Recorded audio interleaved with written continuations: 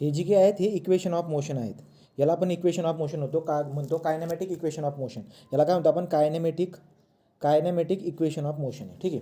तो kinematic equation of motion जे की आहेत 1 2 3 हे तिघं इक्वेशनचा वापर आपण करत असतो. आता हे वापर आपण कुठे करणार बरं का, तर याचा वापर आपण करत असतो जर का समजा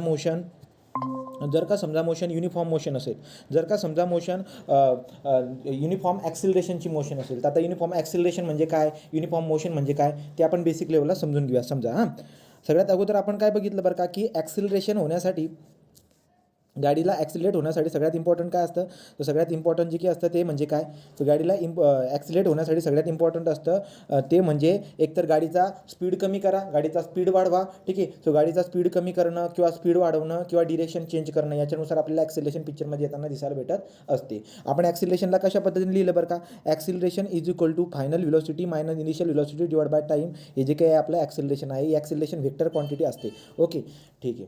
मग आता जर बघायला गेलं तर काय घडत होतं, जसं की मागे डायग्राममध्ये पण आपण ऑब्झर्व केलं, तर त्याच्यावरून आपण आता एक असे 3 इक्वेशन बनवलेले आहेत कायनेमॅटिकलचे इक्वेशन. तुम्हाला परीक्षेमध्ये क्वेश्चन काय विचारतात की कायनेमॅटिकल इक्वेशन ऑफ मोशन आपण कोणत्या मोशनसाठी यूज करत असतो, युनिफॉर्म मोशनसाठी यूज करत असतो, ॲक्सिलरेटेड मोशनसाठी करत असतो, रिटार्डेशनसाठी करत असतो का काय, त्यासाठी असा क्वेश्चन बनलेला आहे. तो क्वेश्चन आहे तो त्याच्यानुसार आपण जाऊया.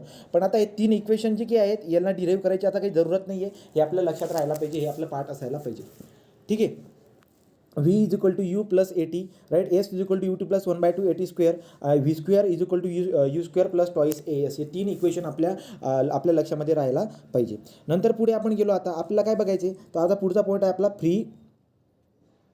आपण काय म्हणतो आता फ्री फॉल. तो फ्री फॉलची कन्सेप्ट आपल्याला शिकायचा आहे. फ्री फॉल म्हणजे काय बरं का, की एखादी गोष्ट जर का समजा तुम्ही याच्यात फेकत असणार अंडर ग्रॅव्हिटी, तो ग्रॅव्हिटीच्या अंडर जर काय एखादी गोष्ट फेकत असणार तर त्याचं ते फ्री फॉलबद्दल आपल्याला क्वेश्चन विचारलेला आहे. मग फ्री फॉलचा जो काही क्वेश्चन आहे तो एकदा विचारला पण गेला आपल्या याच्यामध्ये आपल्या MPCमध्ये. ठीक आहे. त्याच्यावरती आपण बघू. आता बघा काय बरं का, तो युनिफॉर्म ॲक्सिलेशन इंक्रीज. बघा युनिफॉर्म ॲक्सिलेशन कोणाला म्हणतो बरं का आपण, increase the speed with uniform rate. Uniform acceleration कोणाला म्हणतो, समजा काय घडतं आहे बरं का, इथं आपण जे असे इंटरव्ह्यूला आपण घेऊया. ओके. हां. आता जर बघायला गेलात तर काय दिसायला भेटतं बरं का, इथं स्पीड काहीतरी 0 आहे. ओके. इथं स्पीड 0 आहे. इथं जर स्पीड बघितला तर 2 सेकंदामध्ये मला स्पीड दिसायला होते 5 होऊन जातोय. नंतर पुढे जर गेलो इथे स्पीड 10 झाला, इथं झाला 15, इथं झाला 2 सेकंदामध्ये, इथं झाला 20. तो मला काय दिसायला भेटतंय, समजा एखादी बॉडी जी ना वरून फेकतोय मी, तो अंडर ग्रॅव्हिटी एखादा चेंडू मी वरून फेकतोय, तर खाली येताना त्याचा स्पीड वाढतोय. बरोबर आहे. तर खाली लक्षात ठेवायचं, एखादी बॉडी जेव्हा आपण वरून फेकत आहोत तर ते खाली येताना त्याचा स्पीड जो की ना वाढत जातो, राईट का, त्याचा स्पीड जो आहे ना वाढत जातो. मग आता ही घटना अशी घडली बरं का, की 2 सेकंदामध्ये त्याचा 5 स्पीड झाला, पुढच्या 2 सेकंदामध्ये त्याचा 10 स्पीड झाला, पुढच्या 2 सेकंदामध्ये त्याचा 15 स्पीड झाला, पुढच्या तो अशा पद्धतीने त्याचा प्रत्येक 2 सेकंदाला 5 मीटर पर सेकंड एवढा स्पीड वाढताना दिसायला भेटतोय. बरोबर. मग आता काय होईल बरं का, जर समजा त्याचा फायनल व्हेलॉसिटी तर 5 आहे, इनिशियल व्हेलॉसिटी किती आहे, वरून जेव्हा एखादी बॉडी फेकतोय तर ही जमीन आहे, इथून एखादी बॉडी सोडलेली आणि ती घटना आपण बघत आहोत. तर वरून जेव्हा आपण बॉडी फेकत आहोत फ्रीली, जेव्हा आपण अंडर ग्रॅव्हिटी फेकली तर 0 त्याची व्हेलॉसिटी होती. बरोबर. नंतर व्हेलॉसिटी वाढली, 10 झाली, 15 झाली, 20 झाली, अशा पद्धतीने व्हेलॉसिटी वाढते. मग तुम्ही जर का ॲक्सिलेशन काढायला गेलात या पर्टिक्युलर याच्यासाठी तर तुम्हाला काय दिसायला भेटेल बरं का, acceleration is equal to final velocity किती आहे 5, इनिशियल व्हेलॉसिटी किती 0 डिवाइड बाय टाईम इंटरवल 2. तर तुम्हाला दिसायला भेटेल 2.5 मीटर पर सेकंड स्क्वेअर जी काय आहे ही आपल्याला डाऊनवर्ड डिरेक्शनमध्ये ॲक्सिलेशन दिसायला भेटेल. ओके. डाऊनवर्ड डिरेक्शनमध्ये व्हॅल्यू पॉझिटिव्ह भेटते, तर त्यामुळे हे ॲक्सिलेशन आपल्याला वरून फेकतोय ना मी, final minus initial divide by time करून मला पॉझिटिव्ह व्हॅल्यू भेटते. याचा अर्थ हे ॲक्सिलेशन आहे, पॉझिटिव्ह ॲक्सिलेशन दिसायला भेटते. आता पुढच्या इंटरवलकडे या, इथून ते इथपर्यंत या 2 फेजमध्ये जर का ऑब्झर्व केलं तर फायनल व्हेलॉसिटी 10 आहे, इनिशियल व्हेलॉसिटी 5 आहे, डिवाइड बाय टाईम जर केला तुम्ही 2 सेकंद तर किती येणार आहे बरं का, तर इथं आपल्याला दिसायला भेटणार आहे 5 metre by 2 that is 2.5 metre per second. बरोबर. इथं जर का गेला तर पुन्हा 5/2, इथं जर गेलात पुन्हा 5/2. सांगायचं तात्पर्य असं आहे की व्हेलॉसिटी इन्क्रीज होत आहे, ही व्हेलॉसिटी जी काय आहे ती व्हेलॉसिटी इन्क्रीज होत आहे, परंतु तो इन्क्रीज व्हेलॉसिटी जर बघायला गेला तर इथे इन्क्रीज इन व्हेलॉसिटी किती 5 मीटर पर सेकंड, इथे इन्क्रीज इन व्हेलॉसिटी किती 5 metre per second, increase in velocity किती 5. सो इन्क्रीज इन व्हेलॉसिटी ना कॉन्स्टंट आहे. जर इन्क्रीज इन व्हेलॉसिटी कॉन्स्टंट असेल पण युनिट टाईममध्ये, सो टाईम पण कॉन्स्टंट आहे आणि इन्क्रीज इन व्हेलॉसिटी पण कॉन्स्टंट जर का असेल तर आपल्याला दिसायला भेटेल की प्रत्येक ठिकाणी 2.5 ॲक्सिलेशन जे की ना कॉन्स्टंट आहे. जर का समजा कॉन्स्टंट ॲक्सिलेशन जर असेल तर त्याला म्हणतो आपण युनिफॉर्म ॲक्सिलेशन.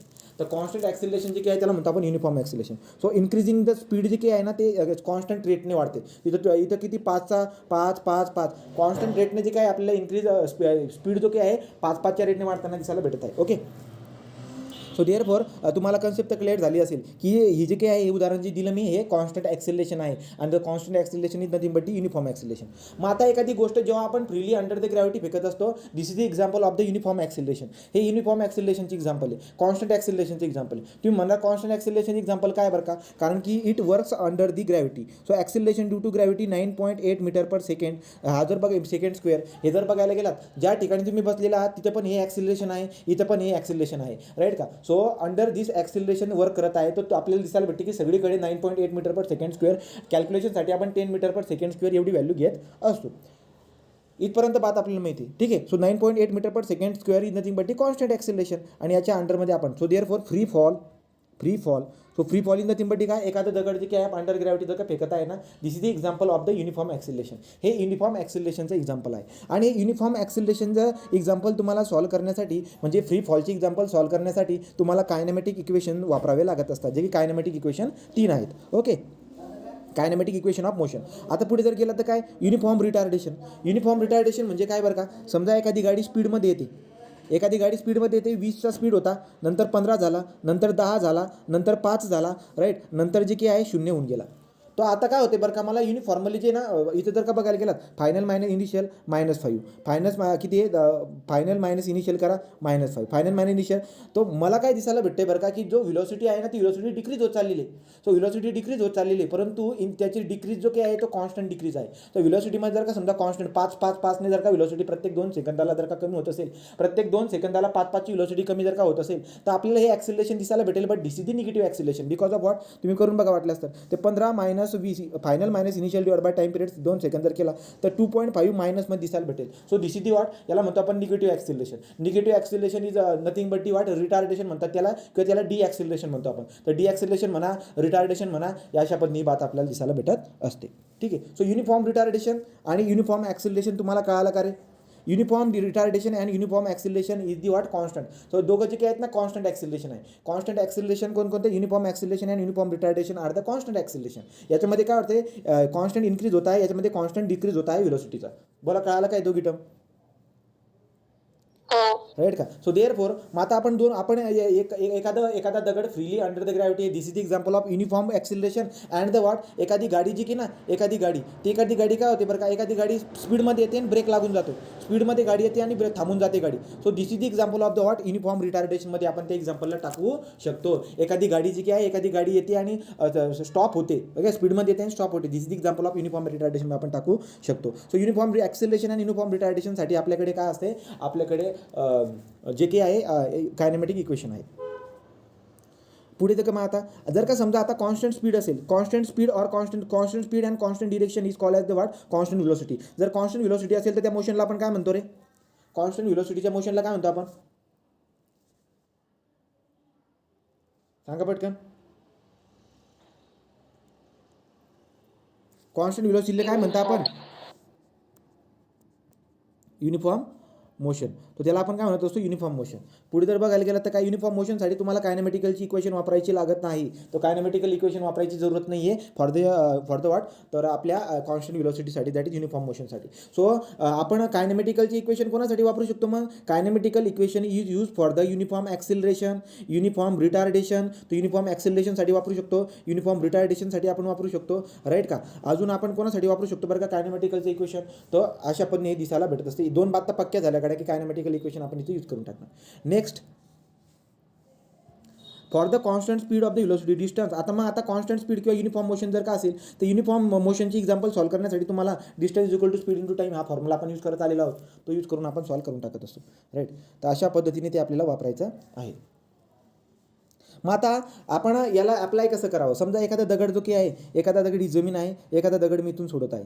तर आता एखादा दगड मी वरून खाली सोडत आहे, याचा अर्थ डाऊनवर्ड आपण गोष्ट करत आहोत, तो डाऊनवर्डची बात करत आहोत. तर एखादा दगड जेव्हा मी फ्रीली सोडणार, तो फ्रीली सोडण्याच्या जेव्हा मी सोडणार त्याला, तेव्हा त्याची व्हेलॉसिटी, इनिशियल व्हेलॉसिटी जी असेल ती 0 असणार. परंतु जेव्हा ती खाली येईल तर ती व्हेलॉसिटी कॉन्स्टंटली व्हेलॉसिटी इन्क्रीज होत जाते, इन्क्रीज आपल्याला दिसायला भेटत असतो, राईट का. तो व्हेलॉसिटी जो काही आहे आपल्याला व्हेलॉसिटीमध्ये काय दिसायला भेटणार आहे, की व्हेलॉसिटीमध्ये इन्क्रीज वगैरे होताना दिसायला भेटत असतो. तर मग बघा बरं का आता काय घडताना दिसायला भेटते, तर इथे व्हिलॉसिटी किती आहे 0, इथे व्हिलॉसिटी किती आहे फायनल व्हिलॉसिटी समथिंग व्ही आहे, काही ना काही व्हिलॉसिटी असते, right. So velocity greater than the what 0, velocity greater than 0 असणार आहे या ठिकाणी जेव्हा वस्तू तुम्ही वरून खाली फेकणार तेव्हा, राईट. डिस्प्लेसमेंट जे की असणार त्याला आपण एसने दाखवणार, राईट. आणि वरून जेव्हा तुम्ही एखादी गोष्ट खाली फेकत आहात तर ॲक्सिलेशन मी पॉझिटिव्ह घेणार. चला सांगा बरं का, प्रूव्ह करून सांगा की ॲक्सिलेशन जेव्हा वरून मी बॉडी खाली फेकणार तेव्हा मी ॲक्सिलेशन पॉझिटिव्ह घेणार. का पॉझिटिव्ह घेणार सांगा बरं रे.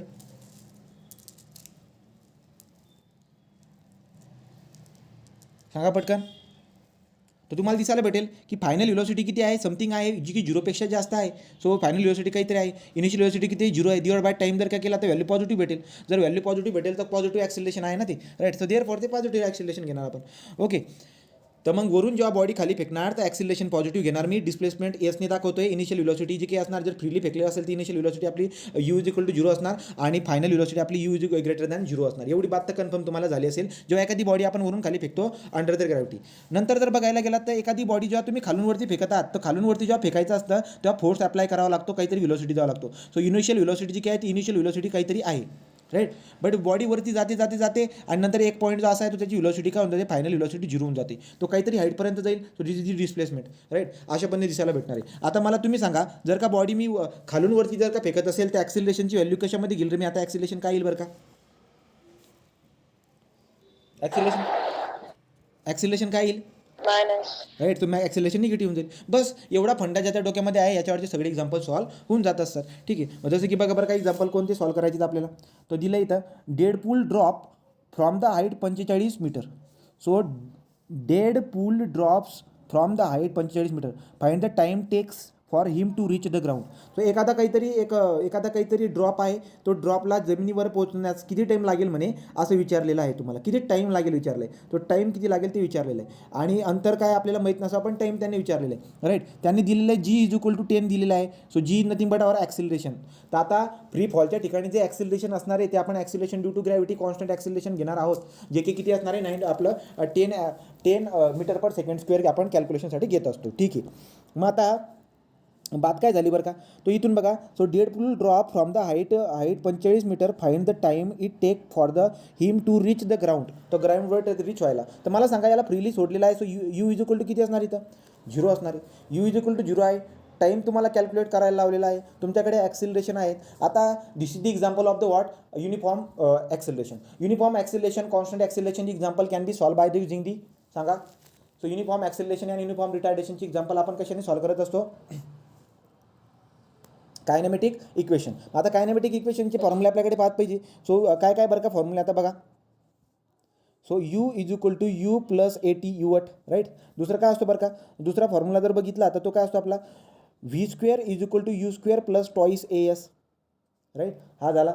तिसरा फॉर्म्युला काय असतो S is equal to UT plus 1/T AT square, right. हे तिघं फॉर्म्युला आपले पाठ आहे. चांगल्या पद्धतीने सगळ्यांना पाठ पाहिजे, राईट का. तर हे 3 फॉर्म्युले जे काही आपल्याला यूज करायचे. आता तुम्हाला दिलेलं आहे तुम्हाला टाईम काढायला लावतोय. तुम्हाला इनिशियल व्हिलॉसिटी दिली आणि ॲक्सिलेशन दिले. मग तुम्हाला प्रश्न विचारतो मी, सांगा आपल्याला कोणता फॉर्म्युला यूज करावा लागेल. आणि तुम्हाला हाईट पण दिली बघा. हाईट पण दिली याचा अर्थ तुम्हाला एस पण दिला आहे. S is equal to 45. मग एस इज इक्वल टू 45 पण दिले आहे तुम्हाला. टाईम पण दिलेलं तुम्हाला. मग मला सांगा तुम्ही कोणता फॉर्म्युला यूज करणार रे. तुम्ही यूज करणार हे वाला जो की मी लिहून दाखवतो बघा. तुम्हाला कोणता फॉर्म्युला यूज करायचा आहे. So s is equal to UT plus 1/2 AT square. चला मग आता सॉल्व करा. तो तुम्हाला दिलेला आहे त्यांनी डिस्प्ले हे अंतर पण दिलेलं आहे. Height. So height denoted by s 45 metre दिले मी टाकला 45 इज इक्वल टू यू काय इनिशियल व्हिलॉसिटी. तो इनिशियल व्हिलॉसिटी तुम्ही फ्री सोडताय. तो इनिशियल व्हिलॉसिटी किती असणार 0. तो इनिशियल व्हिलॉसिटी काय झाली 0 झाली, राईट. प्लस वरून तुम्ही खाली फेकत आहात त्यामुळे ॲक्सिलेशन पॉझिटिव्ह असणार 1/2. ॲक्सिलेशन पॉझिटिव्ह असणार 10 इंटू टाईम आपल्याला माहीत नाही. सो T स्क्वेअर करून टाकतो. मला टाईमच काढायचा. सो देअर फोर काय येईल बरं का 45 is equal to 10 T square divide by 2. That is what. So 45 दुनी 90 divide by 10 is equal to T square. So therefore T square is equal to 9. म्हणजे टीची व्हॅल्यू किती येईल बरं का. तो time taking for the what त्या ड्रॉपला खाली पडण्यासाठी किती टाईम लागेल. तर त्याला लागणार आहे अंडररूटमध्ये 9 म्हणजे किती रे 3 सेकंद. तर 3 सेकंद त्याला लागणार आहे. कळालं का उदाहरण रे. अशी क्वेश्चन येतात परीक्षेमध्ये जास्त अवघड येणार. कळालं काय. ठीक चला पुढे जाऊ.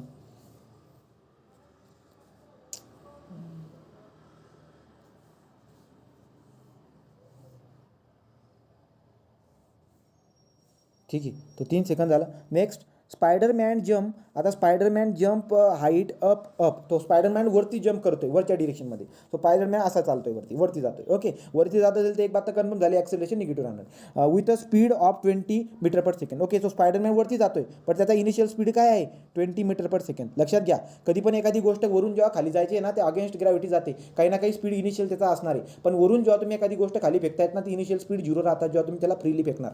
Right, so initial velocity 20 metre per second आहे initially. Calculate the maximum height to reach, तो मॅक्झिमम हाईट तुम्हाला एसची व्हॅल्यू काढायला लावतात ते. राईट, आणि तुम्हाला ए पण दिला आहे, तर मी तुम्हाला विचारतो, मला सांगा तुम्ही कोणतं तुम्ही यूज करणार. तुमच्याकडे यू आहे, तुमच्याकडे एस काढायला लावतायत आणि ए आहे, तर कोणता फॉर्म्युला यूज करणार तुम्ही रे? लास्टवाला. राईट, तो लास्टवाला आपण फॉर्म्युला यूज करणार. देअर फॉर लास्टवाला फॉर्म्युला आपल्याला माहिती काय बरं का, V square is equal to you square plus twice A S. आता बात आपण काय, तर तुम्हाला काढायला लावले त्यांनी की तुम्हाला विचारले काय बरं का, त्यांनी काय विचारले, Spiderman jump height up to the speed this, calculate maximum height. तुम्हाला यस काढायचा आहे, यस काढायचं, ठीक आहे. तर मग आता मला तुम्ही सांगा, जेव्हा स्पायडरमॅन खालून वरती जम्प मारतो आहे तर त्याची फायनल व्हेलोसिटी किती येऊन जाईल रे? तो फायनल व्हेलोसिटी 0 असेल, इनिशियल व्हेलोसिटी त्याची किती आहे, तो initial velocity 20 metre per second आहे, तो फायनल व्हेलोसिटी 0 आहे, initial velocity 20 metre per second. So 20 in टीम बटी वाट 20चा स्क्वेअर केला तर 400 होऊन जाणार आहे, बरोबर. प्लस आता मला काय करावं लागेल, ॲक्सिलेशन निगेटिव्ह घ्यावं लागणार कारण की वरती जातोय. सो देअर फोर इथं काय होऊन जाईल, इथं डायरेक्ट आपण काय करू, डायरेक्ट कॅल्क्युलेशन करूया. सो इथं काय 10 दुनी 20 minus 20s. So there four काय बरं का, so 20s is equal to 400. So therefore S is equal to किती येणार 20. तो एसची व्हॅल्यू किती येणार 20 मीटर. आलं का लक्षामध्ये? हो. ठीक आहे, चला पुढे जाऊ. हे काय होतं, चला पुढे. हां, the equation of the motion can be use for, the equation of the motion can be use for, equation of motion can be use for.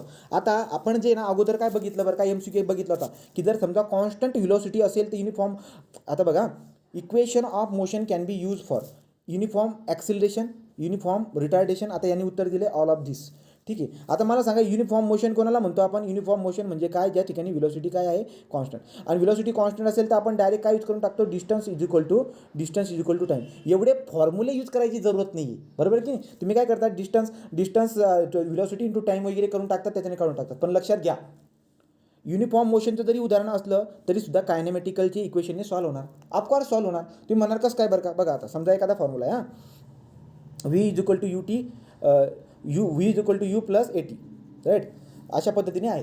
तर मग आता हे कायनेमॅटिकलचं इक्वेशन आहे आणि मला सॉल्व्ह करायचं युनिफॉर्म मोशनचं उदाहरण, राईट का, युनिफॉर्म मोशनचं उदाहरण सॉल्व्ह करू शकतो. कसं सॉल्व्ह करणार?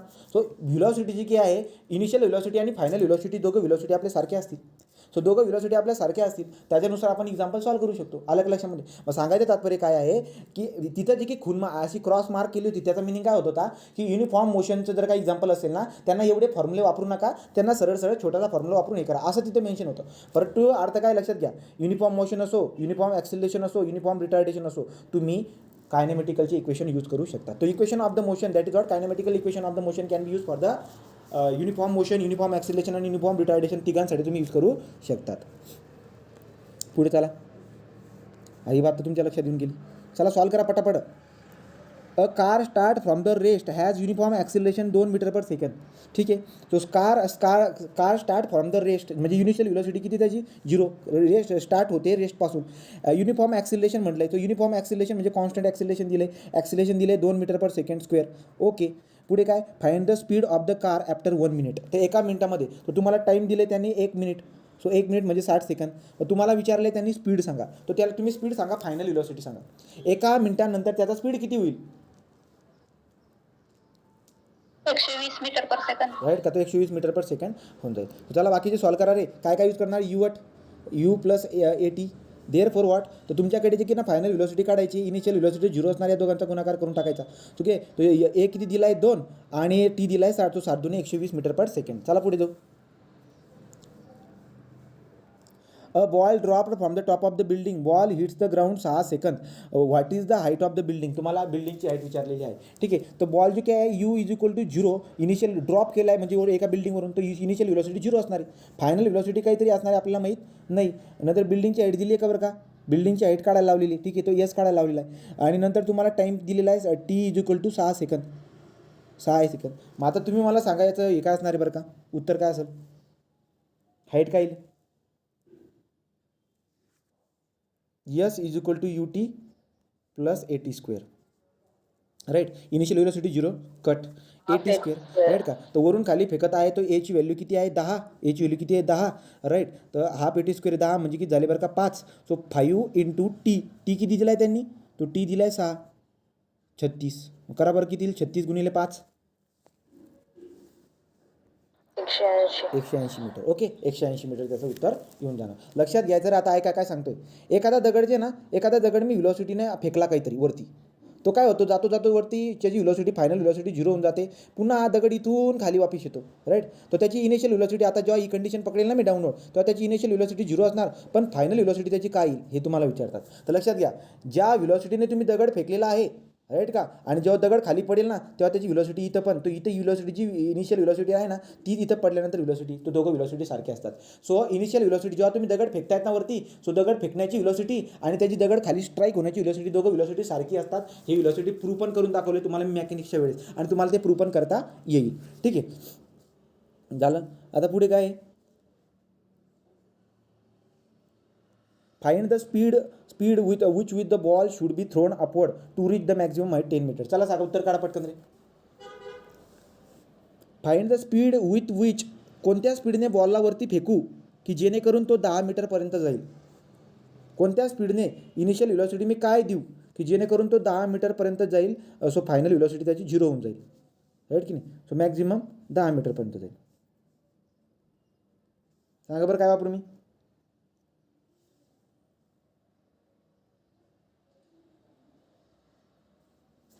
सांगा बघा आता, हे बघा. सो फायनल व्हेलॉसिटी 0 आहे, कट झाला, राईट. यू स्क्वेअर, तो किती व्हेलॉसिटी मला माहीत नाही. इथं काय ए वरती फेकतोय म्हणून मायनस होईल, ते तो -10, -10 दुने 20, -20, आणि किती मीटर जायचं वरती 10, तो किती होईल बरं काय रे, 10 दुने 20, 20 10 200, -200. ओके, सो -200 इथं काय होणार आहे बरं का, -200 आय थिंक. हां, तिथं -200. इकडे जर गेला तर पलीकडे किती येईल ते, so 200 is equal to you square. बरोबर आहे का मी रे, 200 is equal to you square. So therefore is equal to U is equal to 14.44. 14.44 आलं का रे. ठीक, चला पुढे. For the free falling body, एखादी बॉडी जर फ्रीली फॉल करत आहे तर सांगा डिस्प्लेसमेंट कॉन्स्टंट राहील, स्पीड कॉन्स्टंट राहील, व्हेलॉसिटी कॉन्स्टंट राहील का ॲक्सेलरेशन कॉन्स्टंट राहील. ॲक्सेलरेशन. ठीक आहे, चला पुढे.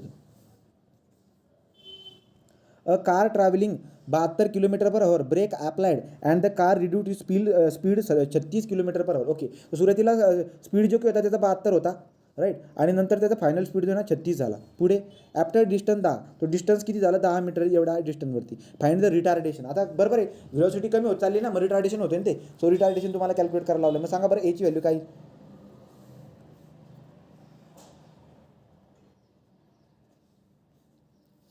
तो फायनल व्हेलॉसिटी किती आहे 36चा स्क्वेअर मायनस 72चा स्क्वेअर डिवाइड बाय 2 इंटू 10.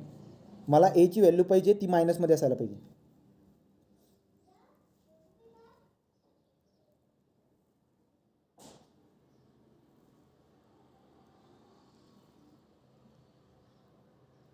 किती आली रे.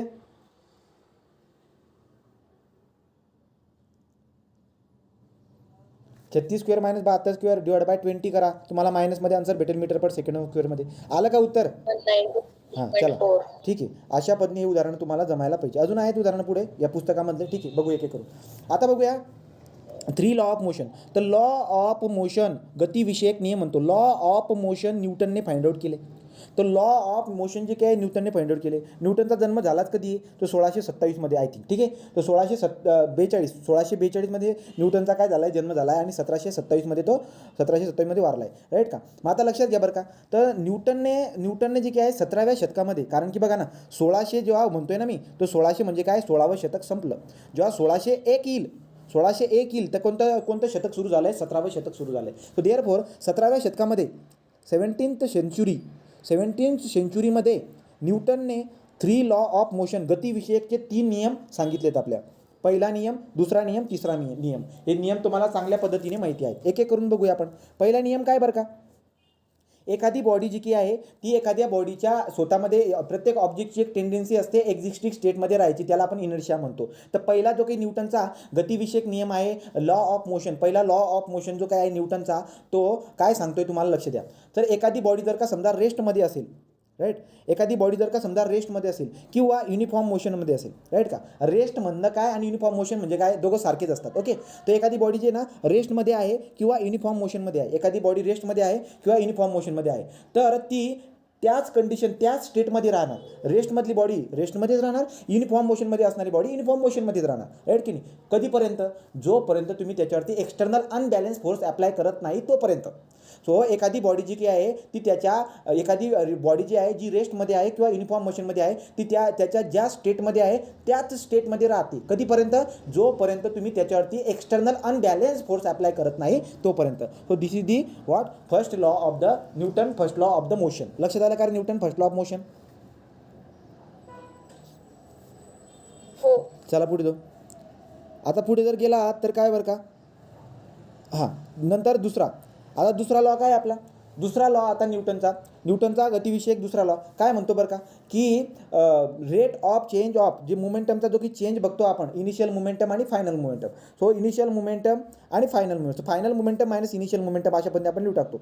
M2 V2 minus M1 V1 with respect to time, ज्याला मी आपण रेट म्हणतो, जेव्हा आपण रेट म्हणतो डिवाइड बाय टाईम करतो आपण. Okay, so rate of change of linear momentum, rate of change of linear momentum म्हणजे हा वाला.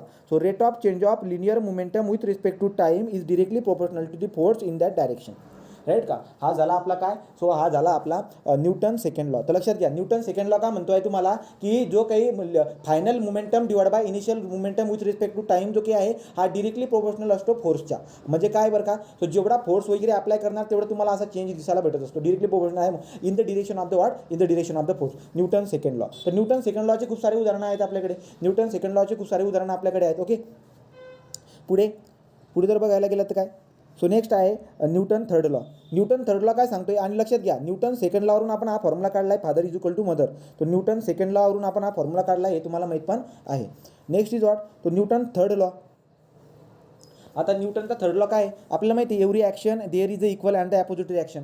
चांगल्या पद्धतीने माहिती आहे. तर याची उदाहरणं तुम्हाला खूप सारे चांगले माहिती आहे, की एखादा कोणीतरी बॉल फेकत आहे तिकडून आणि तिकडून तुम्ही मारतायत, राईट ना, ते एक्झाम्पल झालं. किंवा एखादा फुगा आहे, फुग्यामध्ये आपण काय भरली बरं का, फुग्यामध्ये भरली हवा, फुग्यामध्ये हवा भरलेली, आणि जेव्हा तुम्ही याला ओपन करणार ना, फुगा असा उडत जातो, मागे हे सोडून देतो आणि पुढे उडत जातो. अशा पद्धतीने जी की ना, हे सुद्धा न्यूटन थर्ड लॉचं एक्झाम्पल आहे. तो न्यूटन थर्ड लॉची एक्झाम्पल तुम्हाला विचारतात, फुग्यामध्ये हवा भरलेली आहे, ते चाललंय पुढं, राईट की नाही, हवा भरलेली आहे, तुम्ही ओपन सोडून देतात, ती हवा खाली होत जशी जाते ना, फुगा पुढे जातो ना, हवा मागे जात असते. So this is also example of the what, Newton third law. तो न्यूटन थर्ड लॉचं एक्झाम्पल आहे. आता न्यूटन थर्ड लॉमध्ये एक केस काय असते बरं का, लक्षात घ्या. न्यूटन थर्ड लॉमध्ये काय आहे, equal in magnitude and opposite in direction अशा पद्धतीने कन्सेप्ट दिसायला भेटते. म्हणजे काय बरं का, समजा एक काय दिसायला भेटते, वरून एखादा चेंडू मी फेकतोय, तो खाली येतोय, काहीतरी फोर्सने येईल तो, राईट का, तो खाली काहीतरी फोर्स येईल, खालून पण तेवढा फोर्स आपल्याला दिसायला भेटत असतो. Okay, so equal and opposite reaction आपल्याला दिसायला भेटत असते. तर मग कधी कधी जे ना equal and opposite reaction, equal and opposite जे काय आहे, equal magnitude and opposite in direction अशा पद्धतीने जे ना न्यूटनचा थर्ड लॉ आहे आपला, बरोबर. तर तो कधी कधी जे ना आपल्याला काय म्हणतात, की ते एकमेकांना कॅन्सल आउट करतील का बा, असा प्रश्न विचारतोय. काय प्रश्न आहे तो तिथून आपण बघू वाटलं असतं. तर तो काय म्हणतात ते माहिती आहे का, की इक्वल इन मॅग्निट्यूड आहे आणि अपोजिट इन डिरेक्शन असून सुद्धा, अपोजिट इन डिरेक्शन असून सुद्धा तो फोर्स झिरो का होऊन जात नाही, नेट फोर्स झिरो का होऊन जात नाही. तर लक्षात घ्या, नेट फोर्स झिरो का होणार नाही, कारण की तो एका लाईन ऑफ ॲक्शनमधून जाणार नाही. जर एका लाईन ऑफ ॲक्शनमधून जर का फोर्स गेला तरच नेट फोर्स काय होईल, झिरो होईल. जर एका लाईन ऑफ ॲक्शनमधून जर का फोर्स गेला नाही तर तो झिरो होणार नाही. न्यूटनचा थर्ड लॉ काय म्हणतोय, लक्षात घ्या, की force equal in magnitude and opposite in direction, right. Every action there is a equal and opposite reaction. याच्यावरचा क्वेश्चन जो काय जो येईल तेव्हा आपण डिस्कस करूया. आता गॅलिलिओ जे ना, गॅलिलिओने 1590मध्ये एक स्टोरी मांडली होती. काय बरं का, सो लक्षात घ्या, एखादी जड बॉडी आहे रे, एखादी जड बॉडी आहे, ही 10 किलोग्रॅमची, आणि ही तुम्हाला प्रश्न विचारतोय मी, ही 10 किलोग्रॅमची, ही 5 किलोग्रॅमची बॉडी आपण एखाद्या 10 मजल्या बिल्डिंगवरून, सो 10 स्टोरी बिल्डिंगवरून आपण हे दोन बॉडी इक्वल लेवलला जाऊन फेकतो आहोत, असं वरून खाली फेकत आहोत. तर मला सांगा बरं का, कोणती बॉडी लवकर खाली पडेल. हे 10 किलोग्रॅम, हे 5 किलोग्रॅम, दोघं इक्वल लेवलवरून खालून फेकतो मी जमिनीवरती, कोणती बॉडी लवकर पडेल तर सांगा. 10 किलोग्राम. 10 किलोग्रामवाली, बरोबर. तो 10 किलोग्रामवाली. तर असं जे काही ना असं डिस्कशन त्यावेळेस 1590 चालू होतं. मग गॅलिलिओने प्रूव्ह करून सांगितलं की 100 किलोग्रामचा असू द्या, 100 किलोग्रामची वस्तू आणि 1 किलोग्रामची वस्तू दोघं सेम लेवलला जर का वरून खाली फेकलं ना, तर दोघं सेम लेवलला जाऊन पडतील. ज्या लेवलला ते इथं होते त्याच लेवलला दोघं सेम पडतील. ते मासवरती डिपेंड करणार नाही गॅलिलिओ. तर गॅलिलिओला लोक जे आहेत ना, लोक लय हे करायला लागलेत की असं कसं बोलतेस तू. मग गॅलिलिओने ती गोष्ट प्रूव्ह करून दाखवली. एक मोठी वस्तू घेतली एकदम जड, राईट का, आणि कापूसचा छोटासा चेंडू बनवला. तो साईडला 100 किलोग्रॅम आणि साईडला 1 किलोग्रॅम अशी दोघं वजन वरून एका बिल्डिंगवरून फेकून दाखवले, राईट का. तर त्यांची जी लेवल होती टॉपला तीच लेवल बॉटमला होती. म्हणजे दोघं वस्तू सारख्या पडतात खाली. आलं लक्षामध्ये, दोघं वस्तू सारख्या पडतात. याच्यावरती MPSCमध्ये क्वेश्चन बी आहे. आलं. तर 1590ची कहाणी जी काही आहे ते लक्षात ठेवायचं. तो गॅलिलिओ इज द यूज, म्हणजे सांगायचं तात्पर्य काय आहे की जे काही वस्तू ते याच्यावरती डिपेंड करत नाही, कारण की कॉन्स्टंट ॲक्सिलरेशन आहे. सो कॉन्स्टंट ॲक्सिलरेशन आहे, ते वजनावरती डिपेंड करत नाही. दोघं जे काही आहे ना सारखे पडतील. तर दोघं जे आहे सारखे खाली पडताना आपल्याला दिसायला भेटत असत. Okay. So value of the G is a same for the all object place on the earth. ज्या जेवढ्या वस्तू पृथ्वीवरती आहेत त्या सगळ्यांसाठी जीची व्हॅल्यू सेम आहे. Right. To irrespective of their mass and the other property drop from the same height. तो सेम हाईटवरून जर त्यांना तुम्ही ड्रॉप केलं ना, तर freely under with the same time. तर दोघं सेम टाईमवरती खाली रीच होतील. लक्षात आलं का. तर कोणत्या पण त्यांचं वजन किती पण असू द्या, परंतु तुम्ही एका हाईटवरून जर त्याला सॉल्व्ह केल्यानंतर दोघं सेम टाईमला खाली पोहोचतील. असं होणार नाही की जड वस्तू खाली पडेल अगोदर आणि हलकी वस्तू लवकर, असं नाही होणार. तो दोघं जे आहे सेम टाईमला खाली पोहोचतील. Okay. Galileo sed have they perform experiment around the 1590 in the Italian city पिसा, राईट का. तो त्याच्यावरून त्याने ते एक्सपेरिमेंट करून दाखवलं होतं. तुम्हाला ही बात लक्षात ठेवायची. Wien the drop of the feather, बघा त्याने पीस फेकला होता आणि हेवी स्टोन, मोठा हेवी स्टोन आणि पीस असं फेकलेलं आहे त्याने. So from the height they do not reach the same time. आता काय झालं बरं का, की एक त्याने काय केलं, एक पीस, आता याचा पीस असेल कशाचा, ते पक्ष्यांचा पीस असतो का ते, आणि एक दगड, दोघं त्याने फेकायचा प्रयत्न केला. ते दोघं सारखे पडले नाहीत. मग याचं कारण काय, याचं कारण आपल्याला माहिती आहे काय, बियॉन्ड फोर्स. हवेमधून जो बियॉन्ड फोर्सवरती लागणार ड्रॅग फोर्स, तो हवेचा ड्रॅग फोर्स लागत असतो. तर त्याला ते कारण जे काही ना ते कारण पण सापडलं होतं. ओके. ॲक्च्युली जड वस्तू जे काही आहे, जड वस्तूच्या केसमध्ये झाले आहे, परंतु जेव्हा एखादी पीस आहे ना, ते मोराचं पीस वगैरे, आणि जेव्हा दगड फेकत आहे तर तेव्हा दोघं सेम टाईमला पोहोचणार नाही आहे. कारण की त्या ठिकाणी काय घडणार आहे, तर त्या ठिकाणी जे आहे ड्रॅग फोर्स वगैरे किंवा बायन्स फोर्स जो काय ते काम करत असतं, असं सुद्धा त्यांनी सांगितलं होतं त्यावेळेस. ओके. आता हे सगळे उदाहरण आपण सॉल्व्ह करून झालेत बरं का. आयर्न बॉल हे पुस्तकातले आहेत. Release from the 125 height freely around the 10 metre, calculate time taken, velocity, height, half of the time, right का. तो हाफ टाईमसाठी, मग हाफ टाईम असेल तर तुम्ही काय करता, टाईम फक्त 2.5 टाका तुम्ही, बाकी सगळ्या गोष्टी येऊन जातील. ठीक आहे. तर याला सॉल्व्ह करण्याचा प्रयत्न करा. हे होमवर्क तुम्हाला, राईट. नेक्स्ट इथं काय स्टोरी दिली. So the first scientist to measure the speed of the distance and the time of the was that Galileo. तर गॅलिलिओने कशाचा स्पीड मेजर केला आहे, तो स्पीड ऑफ द साऊंड. पहिला व्यक्ती कोणता बरं का, ज्याने स्पीडचा साऊंडचा स्पीड मेजर केला आहे आणि प्रकाशाचा स्पीड मेजर केला आहे असं मेन्शन केलं आहे. So always remember the first scientist to measure the speed at the distance per by time, distance by time म्हणून असं कोणी स्पीड मेजर केले बरं का. तो distance by time, velocity is equal to distance by time या फॉर्म्युल्याच्या मदतीने कोणी स्पीड मेजर केलं आहे. सो तो मेजर केलं आहे आपल्या गॅलिलिओने. स्पीड काय असते, तर speed of sound is equal to 343.2 metre per second. हा कशाचा स्पीड असतो, साऊंडचा स्पीड असतो. 343.2 मीटर पर सेकंड साऊंडचा स्पीड असतो. आणि स्पीड ऑफ लाईट किती असते, तो आपल्याला माहिती आहे 3 × 10⁸ metre per second speed of light असतं. And the speed of revolution of the earth around the sun. पृथ्वीभोवती जो काही आपला सूर्याभोवती जो काही आपला पृथ्वी फिरत आहे त्याचा स्पीड किती असणार आहे, तर त्याचा स्पीड जो काही असतो तो असतो 29,770 मीटर पर सेकंड. तो लक्षात घ्या. पृथ्वीचं स्पीड सूर्याभोवती फिरण्याचं 29,770 मीटर पर सेकंड असतं. 3 × 10⁸ मीटर पर सेकंड जे काही आहे हे लाईटचा स्पीड असतो. 343.2 मीटर पर सेकंड जो काही आहे हा साऊंडचा स्पीड असतो. हे जे काही आहे डिस्टन्स बाय टाईम या फॉर्म्युल्याने गॅलिलिओने आपल्याला सांगितलेलं आहे. तर ही बात पण तुमच्या लक्षामध्ये राहू द्या. नेक्स्ट चला या प्रॉब्लेमला सॉल्व्ह करा बरं पटापट. The athletes is running on the circular track. Okay. Circular ट्रॅकवरती रनिंग करत आहे एका track.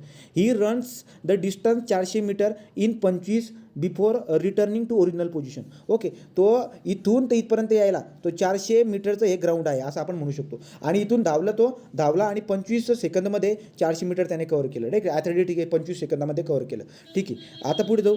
What is the average speed and the average velocity. तर ॲव्हरेज स्पीड आणि ॲव्हरेज व्हेलॉसिटी तुम्हाला विचारलेला आहे. चला सांगा बरं का ॲव्हरेज स्पीड कसा काढणार तुम्ही.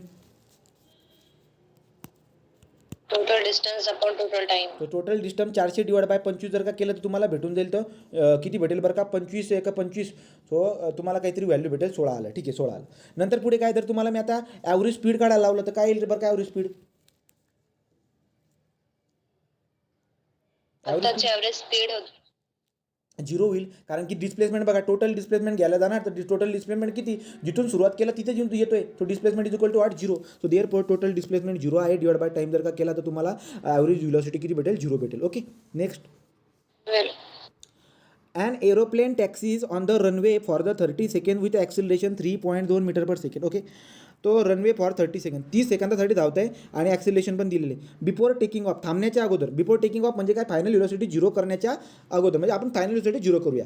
How much distance would B travel तर किती डिस्टन्स त्याने कव्हर केले असेल तुम्हाला यस काढायला लावलेला आहे राईट का. आणि तुम्हाला ॲक्सिलेशन दिलेलं आहे. ॲक्सिलेशन दिलं आहे तुम्हाला 3.2 metre per second square right. आणि तुम्हाला दिलेलं आहे त्यांनी टाईम पण दिलेला आहे. तर तुम्हाला प्रश्न काय बरं का टाईम दिला आहे 3.2. तर तुम्हाला विचारलं आहे डिस्प्लेसमेंट सांगा. चला डिस्प्लेसमेंट कसं काढणार आहे. तो डिस्प्लेसमेंट तुम्ही हवाला फॉर्म्युला वापरा राईट. हवाला फॉर्म्युला वापरा. काय म्हटलं आहे how much distance would be have covered for on the runway. हे बघा an aeroplane taxies on the runway for the 30 second with acceleration 3. Before taking off. Okay taking off म्हणताय. Taking off म्हणजे काय जे काही रनवे आहे ना इथून विमान जाईल. मग टेकिंग ऑफ म्हणजे काय सुरुवातीला व्हेलॉसिटी त्याची इनिशियल व्हेलॉसिटी 0 असेल आणि मग काहीतरी ती व्हेलॉसिटी घेईल आणि मग जाईल बुवा अशा पद्धतीने. ओके तर इनिशियल व्हेलॉसिटी त्याची किती आहे 0. ॲक्सिलेशन दिलं आहे तुम्हाला 3.2 मीटर पर सेकंड. नंतर तुम्हाला काय दिलं आहे बरं का टाईम पण दिलेला आहे. तर अशा पद्धतीने मग तुम्हाला विचारायचं की डिस्टन्स किती. मग सिम्पल आहे आपला फॉर्म्युला काय फॉर्म्युला यूज करा 1440 मीटर तुम्हाला दिसायला भेटेल. तो 0 पासून सुरू होईल आणि 30 सेकंडपर्यंत हे करेल आणि त्याच्यामध्ये 1440 मीटर एवढं अंतर ते कापून घेईल. Next. A kangaroo can jump 2.5 metre vertically. Kangaroo vertically jump घेतोय. What must be the initial velocity of the kangaroo. तो कांगारूची इनिशियल व्हेलॉसिटी काय असायला पाहिजे की त्याने 2.5 मीटर एवढी व्हर्टिकली जम्प घ्यायला पाहिजे. तर तुमच्याकडे काय बरं का 9.8 ॲक्सिलेशन पण आहे येस पण आहे. इनिशियल व्हेलॉसिटी तुम्हाला माहीत नाही आहे. फायनल व्हेलॉसिटी तुमच्याकडे आहे. फॉर्म्युला टाकून द्या तुम्हाला उत्तर भेटून जाईल. ओके सिम्पल आहे. A motor boat start from the rest and the move with the uniform acceleration. If attain the velocity 15 metre per second in the 5 second calculate the acceleration and distance travel. काढता येईल का रे काढता येईल right. तर तुम्हाला काढता येईल सगळी उदाहरणं तुम्हाला सोडता येतील. आता तर इथपर्यंत आपण आलो. आता इथपर्यंत आलो. नाव नेक्स्ट. आता आपल्याला बघायचं आहे काय बरं का तो न्यूटनचे जे काही गतिविषयक 3 नियम Newton law of the motion ते बघितले आपण. एक्झाम्पल आपण त्याच्यावरती एक्झाम्पल पण आपण सॉल्व करून टाकले. नाव आता आपल्याला बघायचं आहे conservation of the momentum. Conservation of momentum. तो कन्झर्वेशन ऑफ मोमेंटम काय असते लक्ष द्या सगळ्यांनी. समजा या ठिकाणी एखादी गोटी आहे.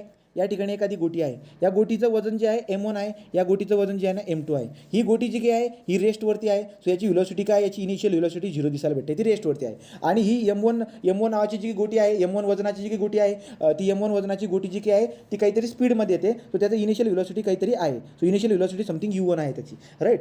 तर अशा पद्धतीने मला दिसायला भेटते. मग तुम्हाला जर का विचारलं मी की सांगा ही A आहे आणि ही B गोटी आहे. तुम्हाला जर विचारलं मी सांगा रे A या गोटीचं मोमेंटम किती असेल तर तुम्हाला माहिती आहे की मोमेंटम जे काही असतं ते P × V असतं. Sorry momentum is equal to P is equal to M × V असतं. ओके मग तुम्ही काय करणार बरं का तुम्हाला जर विचारलं मी सांगा ए जो की ए गोटी आहे त्या ए गोटीची तुम्ही मला काय सांगा त्याची मोमेंटम सांगा. मग तुम्ही काय म्हणणार बरं का M1 × U1 जो काय त्याचा इनिशियल मोमेंटम आहे इकडे इनिशियल मोमेंटम बरोबर आहे. तो या मोमेंटमने तो काहीतरी जातोय बा. आणि तुम्हाला जर का विचारलं की सांगा बी जी की बॉडी आहे त्याचा इनिशियल मोमेंटम किती असेल तर तुम्ही काय म्हणणार व्हेलॉसिटी 0 आहे त्यामुळे त्याचा इनिशियल मोमेंटम किती असेल 0 असेल. ओके तो इनिशियल मोमेंटम मला दिसायला भेटतोय. ओके आता पुढे जर बघायला गेला तर ही गोटी जी की नाही याला जाऊन टक्कर खाईल. तर टक्कर खाल्ल्यानंतर दोघं गोटी इकडे तिकडे कुठेतरी जातील. तर दोघं गोटी जेव्हा इकडे तिकडे जातील तर तेव्हा मला दिसायला भेटेल की जो काही आपला ए गोटी आहे त्या ए गोटीनं आता टक्कर खाल्ल्यानंतर काहीतरी मोमेंटम दुसरा घेईल. ती मोमेंटम काय घेईल बरं का तिचं वजन तर काही बदलणार नाही M1 वजन असेल पण मात्र व्हेलॉसिटी मात्र त्याची बदलून जाईल. तर त्याची व्हेलॉसिटी काय होऊन जाईल बरं का सो व्हेलॉसिटी त्याची M1 × व्हेलॉसिटी काहीतरी दुसरी होऊन जाईल. आपण म्हणूया आता त्याची व्हेलॉसिटी काहीतरी बदलून जाईल कडे ठीक आहे. तो व्हेलॉसिटी त्याची बदलून जाईल आणि ही जी काही शांत असणारी गोटी जी काही आहे हिला स्पीड येऊन जाईल आणि याची जे काही मोमेंटम काहीतरी आपल्याला दिसायला भेटणार आहे राईट का. तर सांगायचं तात्पर्य काय आहे की टक्कर खाण्याच्या अगोदर टक्कर खाण्याच्या अगोदर याचा मोमेंटम काहीतरी होता, याचा मोमेंटम काहीतरी होता, दोघांचा मोमेंटमची जर का सम केली तर आपल्याला टोटल मोमेंटम दिसायला भेटेल. तो टक्कर खाण्याच्या अगोदर टोटल मोमेंटम जो काही असतो याला आपण इनिशियल मोमेंटम म्हणू शकतो. टक्कर खाण्याच्या अगोदर जो काही टोटल मोमेंटम आहे किंवा इनिशियल मोमेंटम जो काही आहे तो फायनल मोमेंटम एवढा असतो, याला म्हणतो conservation of the momentum. So लक्षात घ्या काय म्हणतोय बरं का मी, magnitude of the total final momentum. So magnitude of the total final momentum is equal to magnitude of total initial momentum.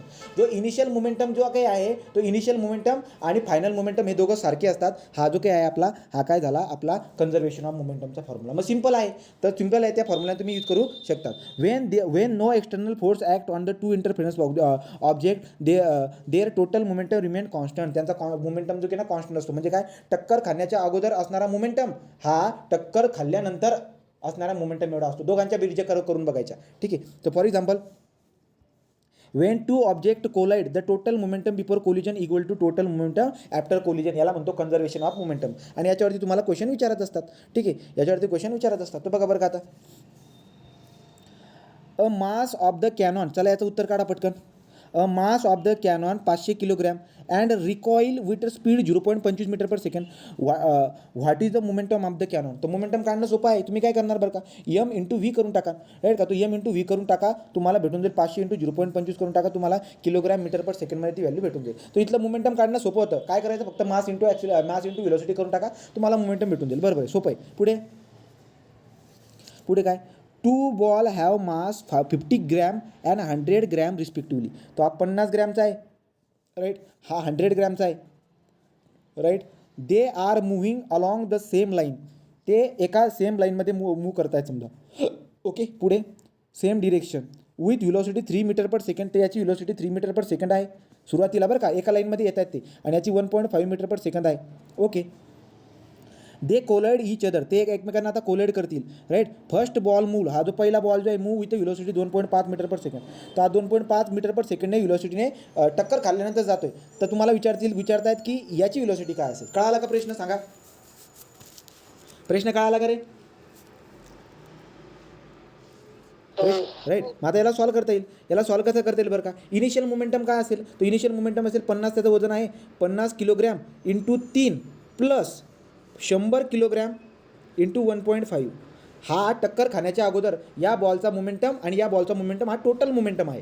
मग सांगा बरं का, टोटल मोमेंटम किती येईल, 50 त्रिक 150 अधिक हे झाले तर हे पण 150. तो 150 आणि 150 किती होत आहेत, ते 300, राईट. हे 300 मला दिसायला भेटतात. हे झाला इनिशियल मोमेंटम. आता फायनल मोमेंटमकडे जर का आला तर काय दिसायला भेटेल बरं का, तो इथं काय आहे 150 300 इज इक्वल टू फायनल मोमेंटमकडे जाऊया आपण.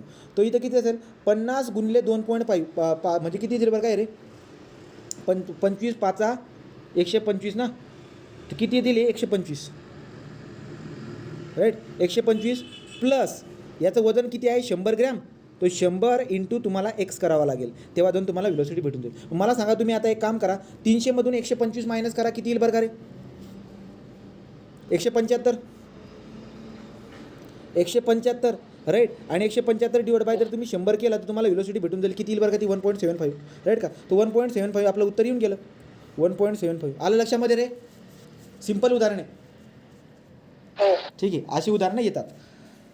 झालं. As the mass of the gun is the much higher. आता बघा, as the mass of the gun जे काही बंदुकाचं वजन जास्त आहे म्हणे, much higher than the mass of the bullet. Okay, the velocity of the gun is smaller than the velocity of the bullet. Okay, तर व्हिलॉसिटी ऑफ द गनची आता जेव्हा गन चालवतो ना त्याची व्हिलॉसिटी खूप कमी असते, पण बुलेटची व्हिलॉसिटी जास्त आहे. तर मॅग्निट्यूड ऑफ द मोमेंटम बरोबर आहे. तर मग आता बघा काय होते, ॲक्च्युली गोळी जी काही आहे ते गोळीचं वजन जे काही आहे ते वजन कमी आहे, पण जे स्पीड जास्त आहे त्याचा. आणि इकडे काय, बंदुकीचं वजन जास्त आहे आणि स्पीड कमी आहे. त्यामुळे त्या ठिकाणी जेव्हा बंदूक आपण मारतो ना, तो त्या बंदूक जेव्हा आपण मारतो ना तिथे पण आपलं कन्झर्वेशन ऑफ मोमेंटम दिसायला भेटत असतंय.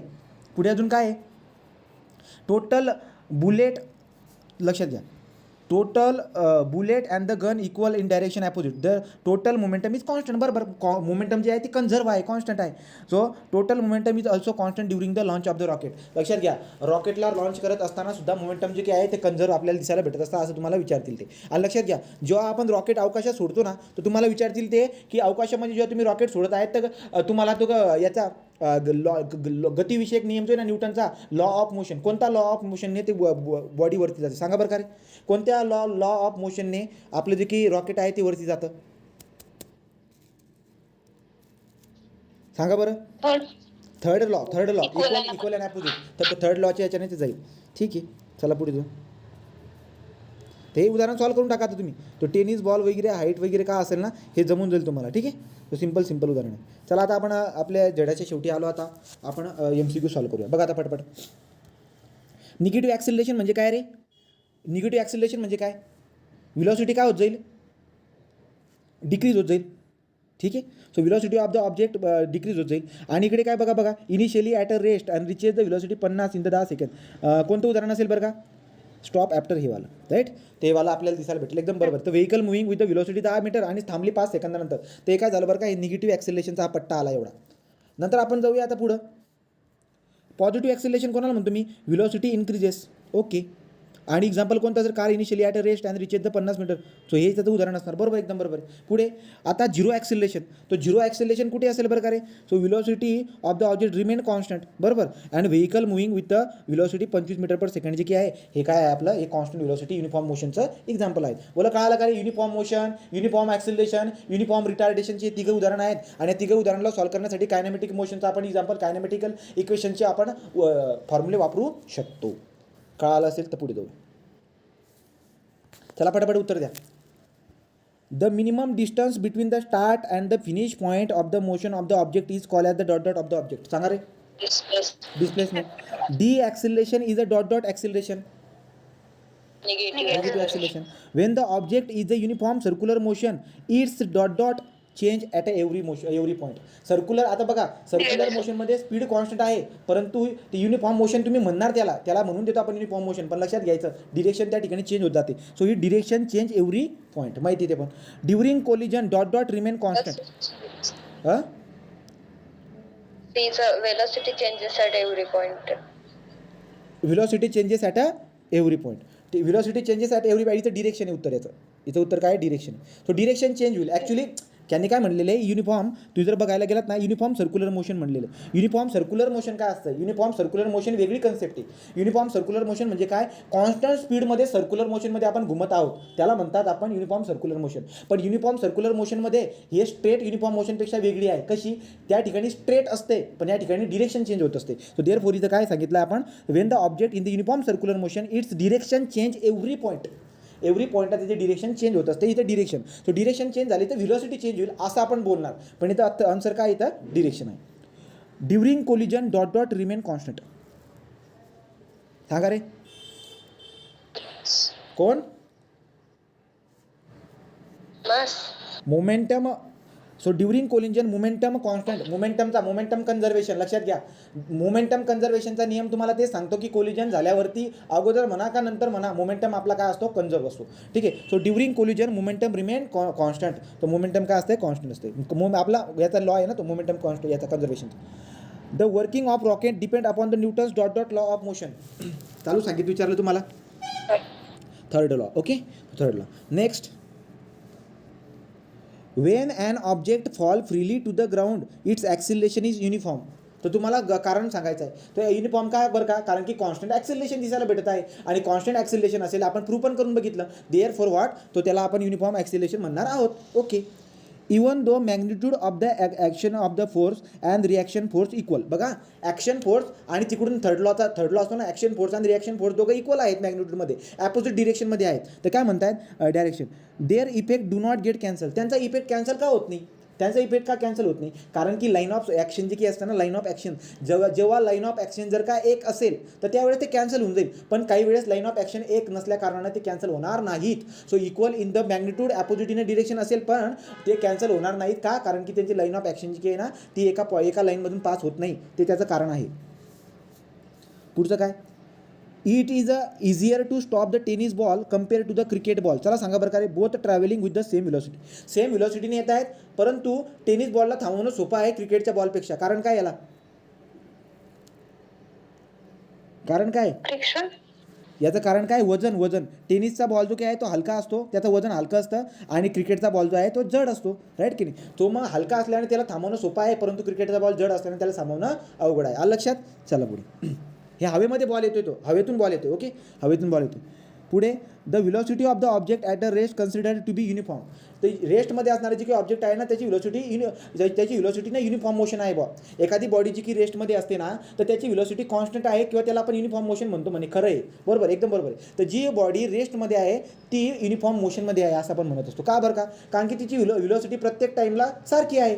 0 0 0 0. डिरेक्शन पण त्याच ठिकाणी आहे. So direction and the speed is constant, therefore the velocity is also constant. Therefore एखादी बॉडी जी रेस्टमध्ये असते तिला आपण युनिफॉर्म मोशनमध्ये आहे असं म्हणू शकतो.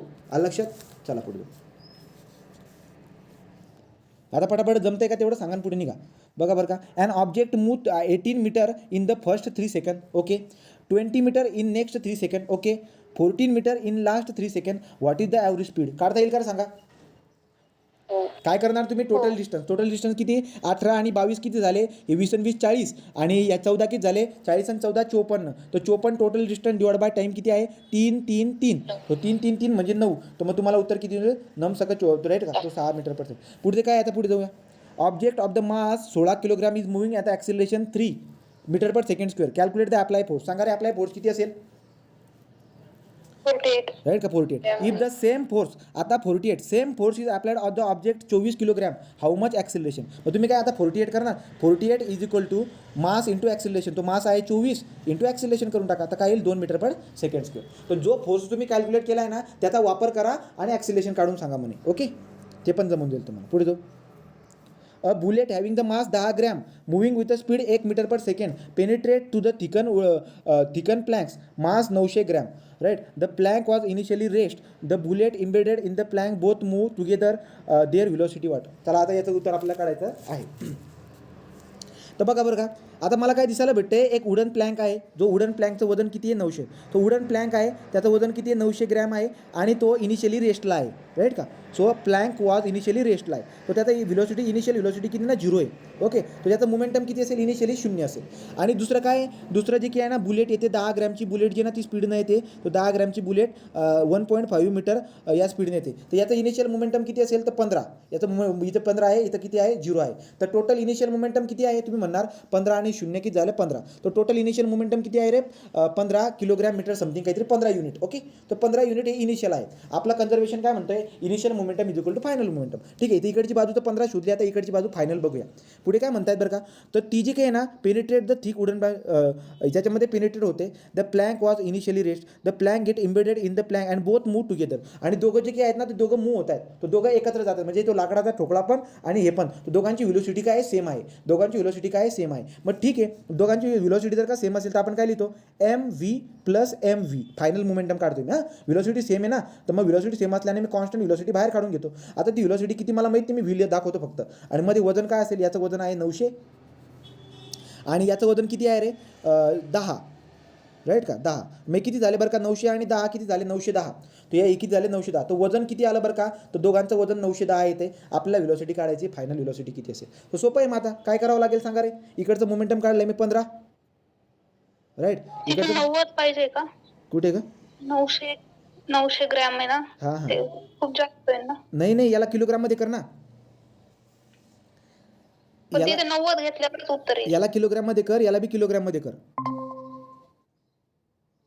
90च येईल का तिथं? हां ठीक आहे. तर 90 करून टाक मग. ठीक आहे. 90 कर वाटल्यास तर 90 करून बघ. उत्तर जे काय आहे 0.15 मीटर पर सेकंड येते का चेक करून घे. हो येते. ठीक आहे. अशा पद्धतीने ते दिसायला भेटेल. सिम्पल आहे. पुढे a person swims 100 metre in the first 40 second 80 metre in next 40 second 45 metre in the last 20 second. What is the average speed? तुम्हाला ॲव्हरेज स्पीड विचारलं दादा. करता येईल ना? चला होऊन जाईल. पुढे जाऊया. खालीलपैकी कोणती राशी सदिश आहे? सदिश म्हणजे काय? स्केलर. तो स्केलर क्वांटिटी कोणती सांगा रे?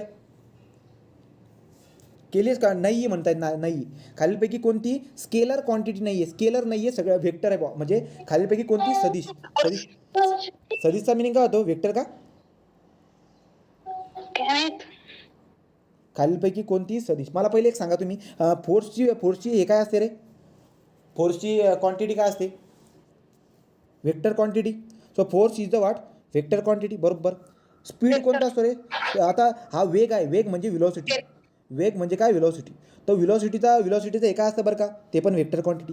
तर व्हेलॉसिटी वेक्टर क्वांटिटी आहे, फोर्स पण वेक्टर क्वांटिटी आहे. त्वरण म्हणजे ॲक्सिलरेशन कोणते क्वांटिटी असते रे, ॲक्सिलरेशन पण वेक्टर क्वांटिटी आहे, कारण की पॉझिटिव्ह निगेटिव्ह बोललो होतो ना आपण. तर हे पण. मग आता ऊर्जा ही स्केलर क्वांटिटी असते. ऊर्जा काय असते, स्केलर क्वांटिटी. याचा अर्थ, याचं उत्तर ऊर्जा दिले. ठीक आहे. तर ऊर्जा काय आहे, स्केलर क्वांटिटी आहे. Force, velocity, acceleration are the vector quantity and the energy work and the energy work आणि एनर्जी हे स्केलर क्वांटिटी असते. लक्षात राहील का बघा. वर्क, एनर्जी, प्रेशर, स्पीड, नंतर पुढे काय, speed, distance are the scalar quantity. हे स्केलर क्वांटिटी आहे. Scalar quantity chapter direct end करून टाकलं मी. ओके. काय सांगितलं नवीन सांगून देतो. डिस्टन्स, स्पीड, नंतर पुढे जर गेला तर पुढचं काय बरं का, डिस्टन्स, स्पीड, नंतर आपण गेलो आता प्रेशर, नंतर पुढे गेलो आपण वर्क अँड द एनर्जी. यांची कोणती क्वांटिटी असते, स्केलर क्वांटिटी असते. राईट. आणि force,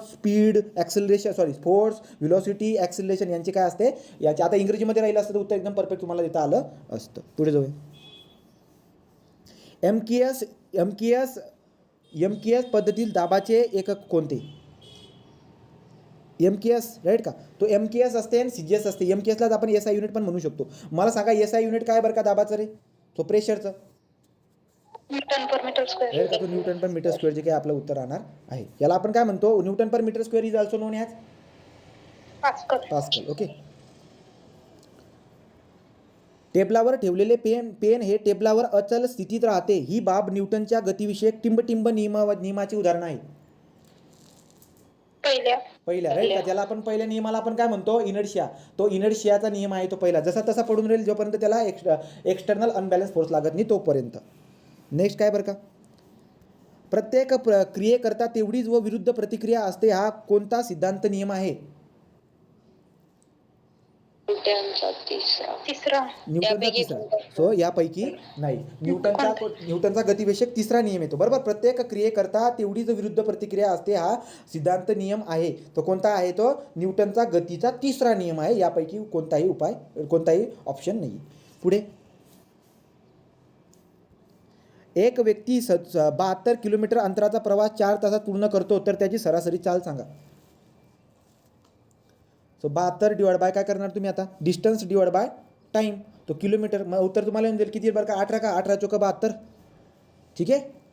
total distance divide by total time. Second मध्ये ना ते कशामध्ये दिलंय, तासामध्ये ना. हा कन्वर्जन करून घ्या. मग कन्वर्जन करून सांगा बरं का. किलोमीटर आहे आणि हे कशामध्ये आहे, याच्यामध्ये. ओके. तो किलोमीटर दिले तुम्हाला, त्याच्यामध्ये करावं लागेल. मग करता येईल ते काही, एवढं काही अवघड नाही आहे. चला पुढे जाऊ. इसवी सनाच्या कुठल्या शतकात आयझॅक न्यूटनने गतिविषयीचे 3 नियम मांडले आहेत, 17वे शतक. ओके. 17व्या शतकामध्ये लक्षात राहू द्या. पुढे. उंच इमारतीच्या गच्चीवरून खाली सोडलेल्या चेंडूचे 5 सेकंदानंतर वेग किती होईल. चला सांगा बरं का. 5 सेकंदानंतर उंच इमारतीवरून फेकत आहेत म्हणजे इनिशियल व्हेलॉसिटी किती असणार, 0. राईट का. टाईम किती म्हणतायत तुम्हाला, टाईम म्हणतायत 5 सेकंद घ्या. राईट. आणि तुम्हाला जे की आहे व्हेलॉसिटी, फायनल व्हेलॉसिटी विचारतात ना ते, 5 सेकंदानंतर व्हेलॉसिटी किती. ॲक्सिलरेशन किती असणार आपलं, 10. तर तुम्हाला एक विचारलं. सांगा बरं का किती उत्तर येईल रे. V = U + AT. Initial velocity किती आहे, 0. तुम्हाला V काढायचं आहे. तर V = A किती आहे, A किती दिला आहे, 10. A किती असतो आपला, 10 किंवा 9.8 लिहू शकता. आता 9.8मध्ये दिले ना तुम्ही, 9.8च लिहायचं. तो 9.8 AT ना, इंटू टाईम किती आहे, 5. मग करा बरं का. 9.8 × 5 म्हणजे 10 × 5 म्हणजे किती झाले ते, 50. 49 म्हणजे बरं 50च्या जवळपास 49 उत्तर असेल त्याचं. ओके. पुढे. आता हे ऊर्जाच्या चॅप्टरमध्ये आपण बघणार, पण तरी पण माहिती तुम्हाला गतीज ऊर्जा, कायनेटिक एनर्जीचा फॉर्म्युला सगळ्यांना माहिती आहे, 1/2 mv². तो सोपे असतात, त्याचं काही अवघड नाही. अशा पद्धतीने जे काही आहे आपलं मोशनचं चॅप्टर आपण एंड केलेलं आहे. काही MCQ असतील बाकीचे, नंतर आपण तेव्हा कव्हर करू वाटले असतं.